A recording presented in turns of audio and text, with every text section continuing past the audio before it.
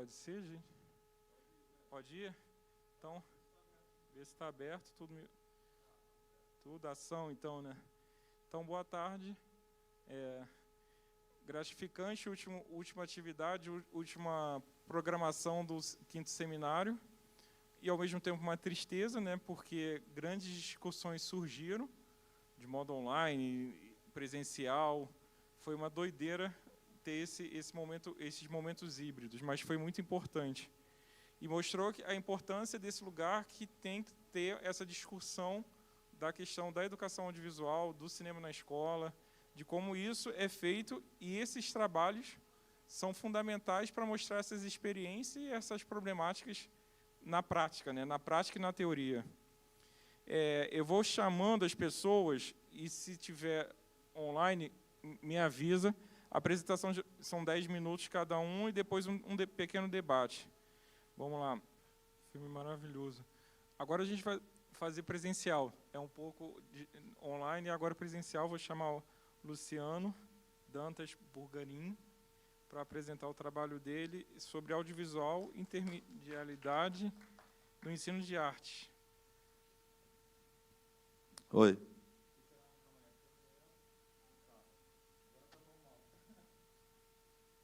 Estou aparecendo aí? Não, primeiro eu queria explicar uma coisa sobre a apresentação. Essa apresentação eu fiz ela para a Amped, que foi na semana passada. Eu mudei o design para o evento de hoje, só que eu esqueci de trazer o pendrive. Então, fez o download ali, acabou fazendo download do design antigo, que é o da Amped, que, por acaso, eu não apresentei com esse slide, porque eu também esqueci o pendrive na Amped. Então, assim, a minha vida é de esquecer pendrives.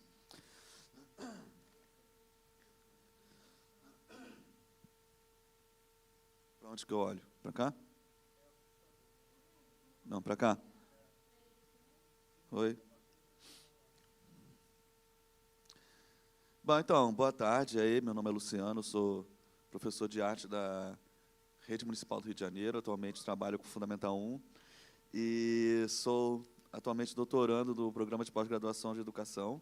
Sou orientando da professora Adriana Fresquet, que foi já citada aí por outras pessoas. Pode passar isso aí não tem nada a ver. Aí, então, o título, inclusive, também ficou diferente, porque eu tinha mandado um trabalho para cá com outro título, mas, basicamente, é sobre a presença da intermedialidade entre cinema, pintura e realidade virtual. Não, pintura, cinema e realidade virtual. Eu boto nessa ordem para dar a prioridade para a pintura na aula de arte, fazendo uma analogia com a janela. Pode passar. Eu quero falar mais sobre a parte prática mesmo, das coisas que os estudantes fizeram, mas então eu vou tentar ser bem sucinto nessa parte da teoria. Depois, se alguém tiver mais interesse em conhecer, querer se aprofundar mais nessa parte teórica, mas eu queria falar mais sobre a parte prática. Mas, enfim, o princípio dessa pesquisa vem das minhas práticas com o cinema com os estudantes, que vem de uma das bases do ensino artístico, que é a importância da leitura das imagens artísticas a partir da abordagem triangular da professora Ana B. Barbosa. E a partir da ideia de que o Walter Benjamin fala que o cinema é uma das poucas artes no qual você tem a crítica e a fruição, quando a pessoa aprecia um filme, e que as pessoas teriam mais boa vontade de ver um filme do que ver um quadro ou ler um livro, né? Eu comecei a pensar essa ideia, então, de trabalhar as imagens artísticas com os estudantes por meio dos filmes. Ou seja, eles veriam os filmes, muitos deles de animação, inclusive, que recriam pinturas ou fazem menções estéticas de pinturas, algumas específicas, algumas mais amplas, não especificamente a um quadro, mas a uma estética, por exemplo, uma pintura do impressionismo, etc. E aí, também baseado no Philippe Alamichaux, na ideia de que você exibir um filme em uma sala de aula ou num contexto de estudo faz com que esse filme ele passe de um evento de entretenimento para uma forma de você criar um pensamento a partir daquele filme. Comecei, então, a pensar essa ideia de que poderia trabalhar essas imagens artísticas não apenas por reproduções impressas, mas também pelos próprios filmes. Ainda mais que a gente vive hoje num mundo que grande parte das informações que nós recebemos ou que nós buscamos estão pautadas no meio audiovisual, né? Então, é importante que além de que o cinema ele tem essa coisa mais imersiva, ela te envolve mais, tem esse engajamento, né? Então, a partir desse engajamento, eu comecei a pensar, então, na realidade virtual, porque teve uma vez que eu fui numa exposição, que era o FAI, o Festival de Linguagem Eletrônica, e tinha uma recriação em realidade virtual de uma pintura do Van Gogh, que era aquele do bar, que tem a mesa de sinuca, etc. Então, comecei a pensar em como que podia trabalhar essas três linguagens juntas, a partir da intermedialidade. Bom, o termo intermídia é uma palavra que começou a ser usada por um grupo de artistas chamado Grupo Fluxus, lá nos anos de 1960, que basicamente é a ideia de formas de representação artísticas que trabalham com mídias diferentes, ou seja, trabalham entre as mídias, né? Como, por exemplo, os happenings, as instalações, objetos, performance, etc. Era uma forma de trabalhar, através da arte, combinar antigas e novas visualidades. Oi, quer perguntar?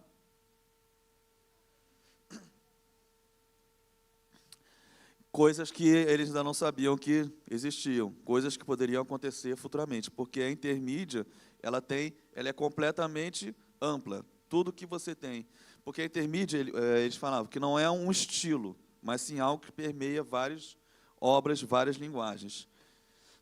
E era uma forma também de eles causar uma ruptura com a hierarquização das linguagens artísticas, que era muito presente até então, como, por exemplo, a pintura como uma alta arte, a gravura como uma arte menor, ou a pintura de aquarela, por exemplo.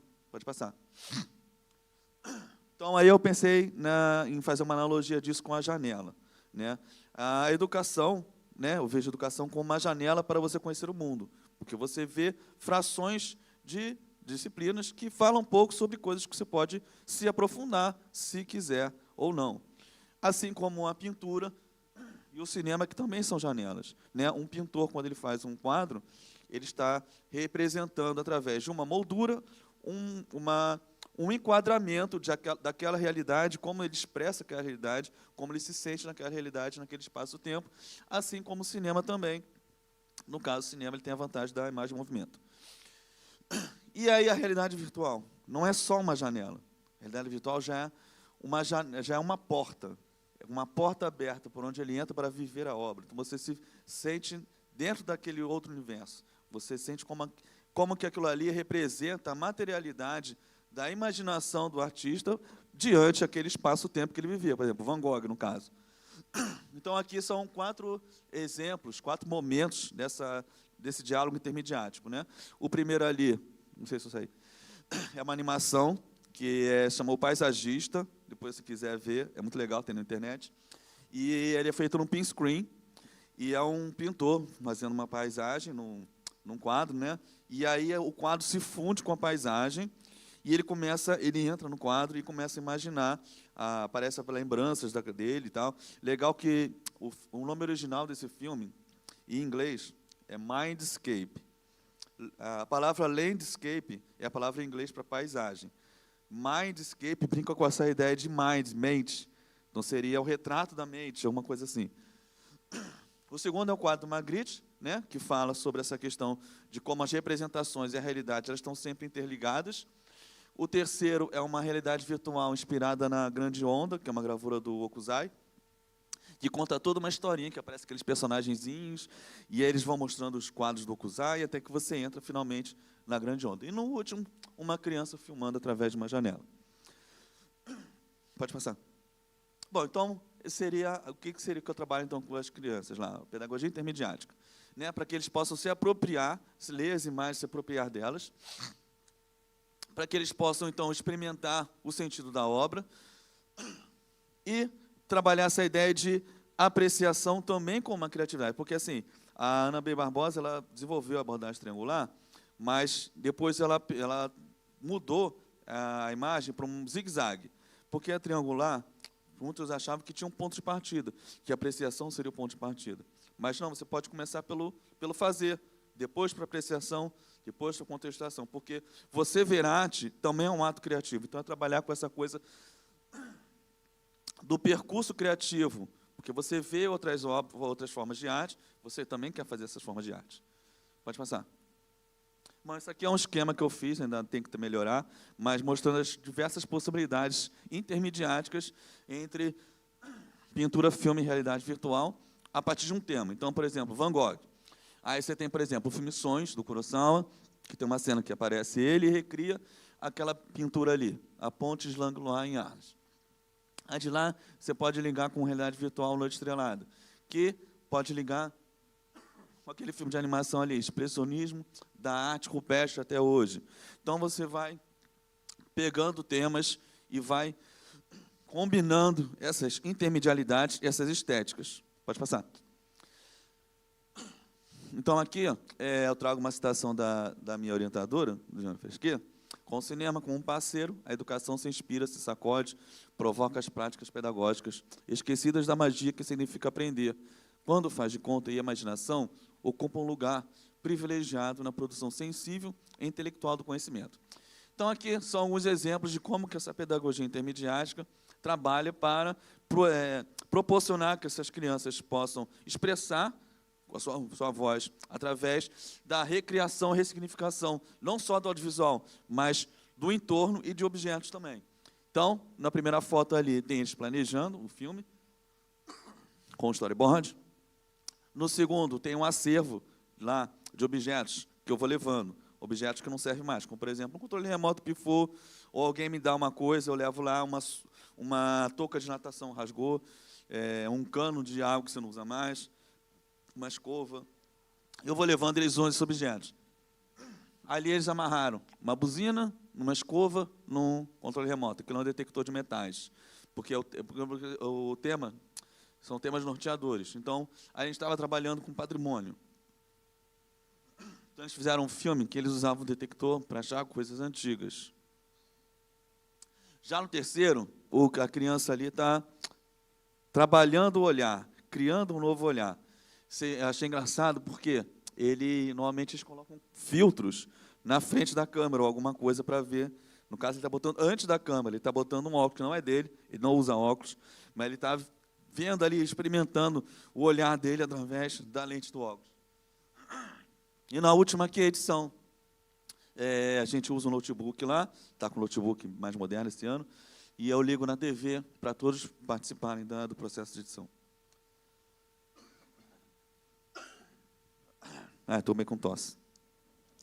Então, para terminar aqui, eu tento, então, avaliar, lá na minha pesquisa, essa questão da intermedialidade a partir de 3 pontos: imersão, espera e performance. Imersão, né, como os estudantes eles se sentem envolvidos de uma forma que eles possam se sentir como coautores da imagem de realidade virtual ao seu redor. Isso é uma referência do André Parente, e é baseado na ideia das instalações artísticas, por exemplo, como as instalações do Elliot Sica. Instalações artísticas são obras de arte que elas ocupam espaços grandes e o espectador precisa adentrar esses espaços para que se produza o sentido dessas obras, como, por exemplo, os penetráveis.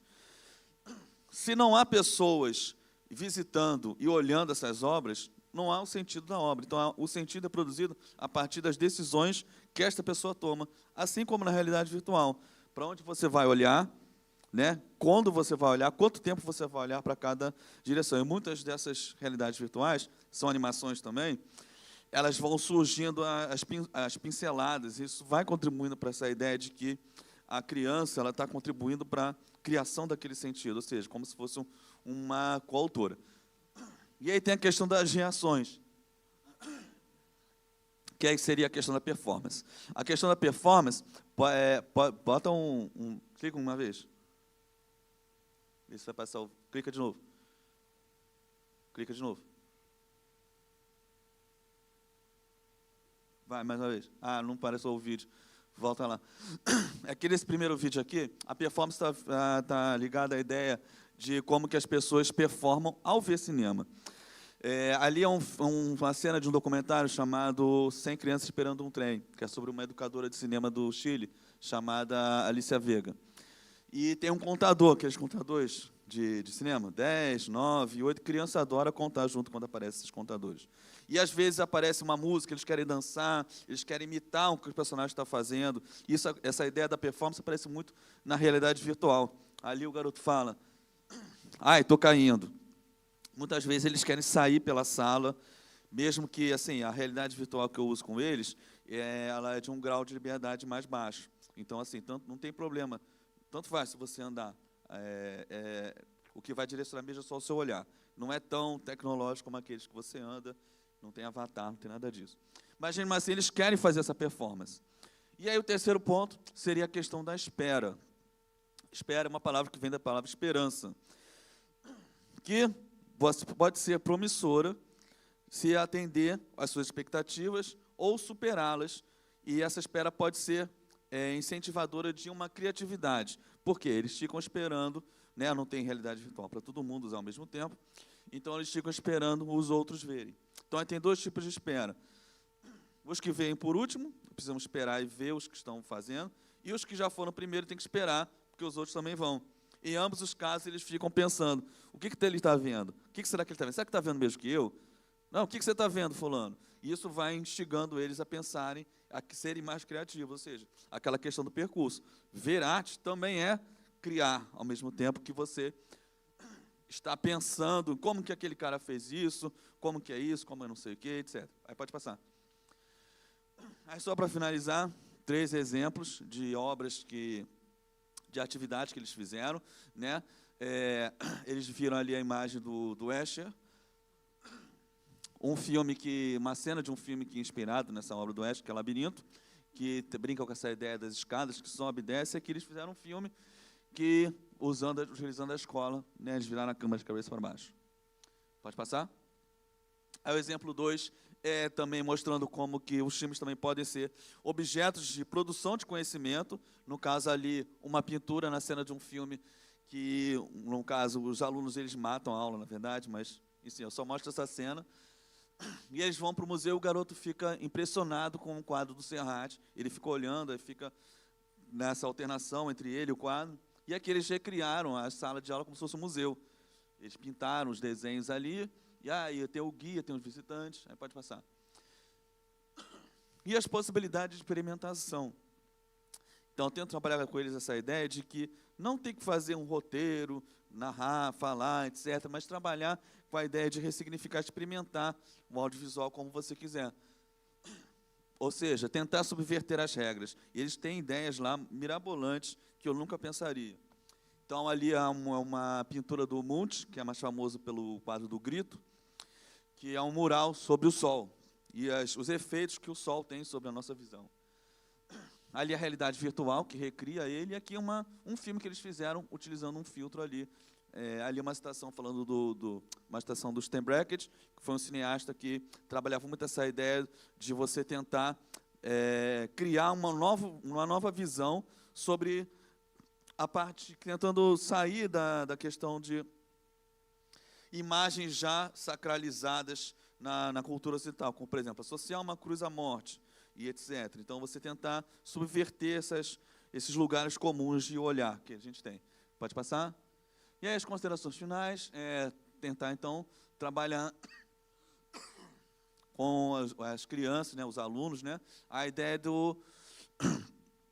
da produção fílmica como uma produção artística, para que eles possam, então, expressar, né, o que eles pensam, o que eles acreditam, como que eles vivem, suas vivências, mas como uma forma de desvendar também o mundo. Ou seja, ressignificar a linguagem de audiovisual para desvendar o mundo. Pode passar? Acho que o vídeo não passa, né? Não, olha lá, o cheque vai passar? Passa. Ah, não passou. Ali é um vídeo que eu fiz, que passou o filme das crianças no Festival do Rio, no ano passado. E aí é justamente aquela coisa do contador, é todo mundo lá no cinema contando. E o segundo vídeo também é no Festival do Rio, é que a moça do Mostra Geração, a Felícia, né? Ela pergunta, como é que vocês fizeram, que eles fizeram um filme que era sobre o mundo do mar, fundo do mar. E eles usaram um filtro azul na frente da câmera. Ela pergunta, como é que vocês fizeram isso? E tal. Então, os filmes estão sempre passando nos festivais. Inclusive, passaram dois aqui no festival aqui, da Joaquim Venâncio, passaram dois times de animação. Não, um de animação e o outro não era de animação, não. Era uma animação na areia que eles fizeram, no pátio lá da escola. Bom, é isso aí. Obrigado aí. Desculpa aí se eu me alonguei demais. Obrigado.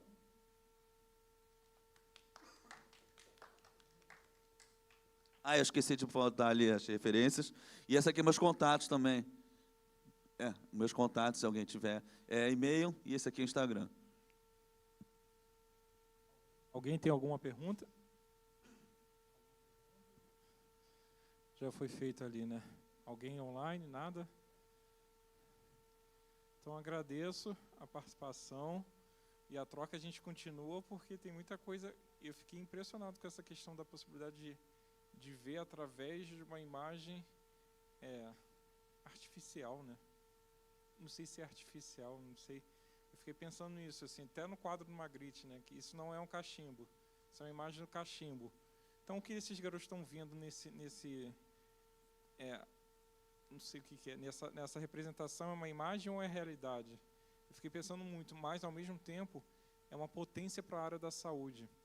A gente fez um projeto lá no Instituto Fernando de Figueiredo e tem muita gente que fica internado muito tempo, e essa possibilidade de usar essa realidade virtual para essas pessoas que não podem sair da internação é fantástico.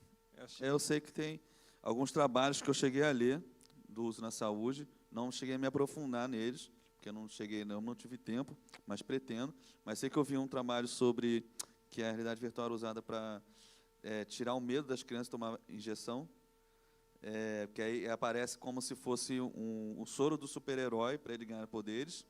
Tem um que eu vi que era no tratamento de queimados, pessoas queimadas, e teve um que eu vi que era com crianças com paralisia cerebral. Mas não cheguei a me aprofundar neles. Mas realmente é uma coisa é uma coisa da visualidade, que você vive aquela visualidade, né?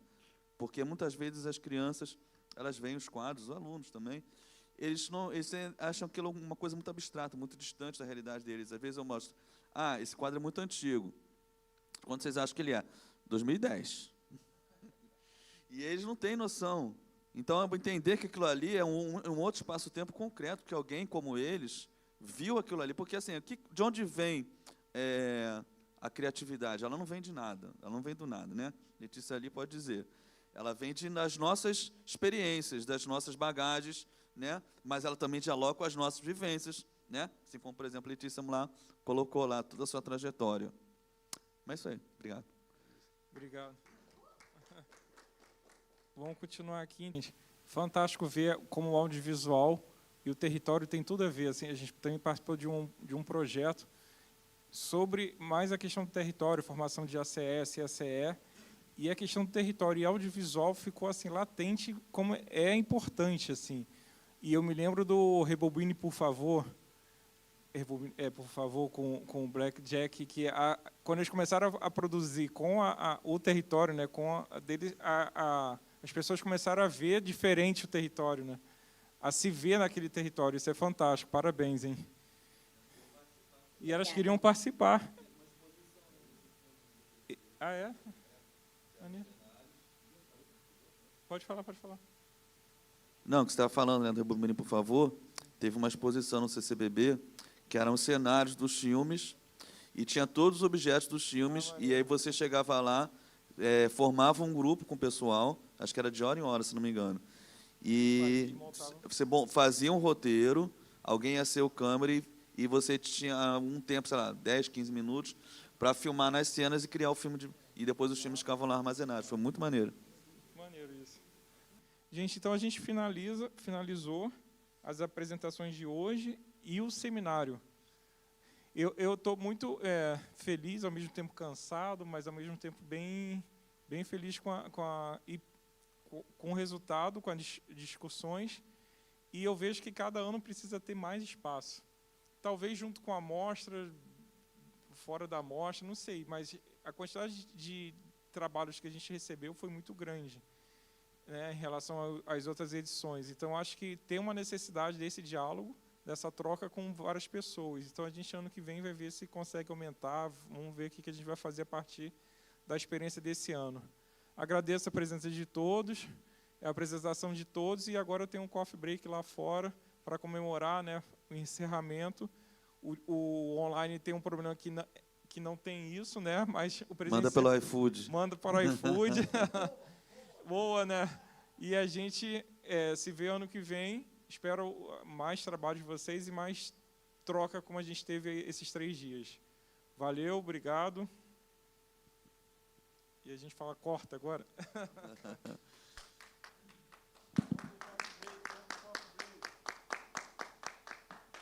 Tem que trazer o coffee break aqui, filmar.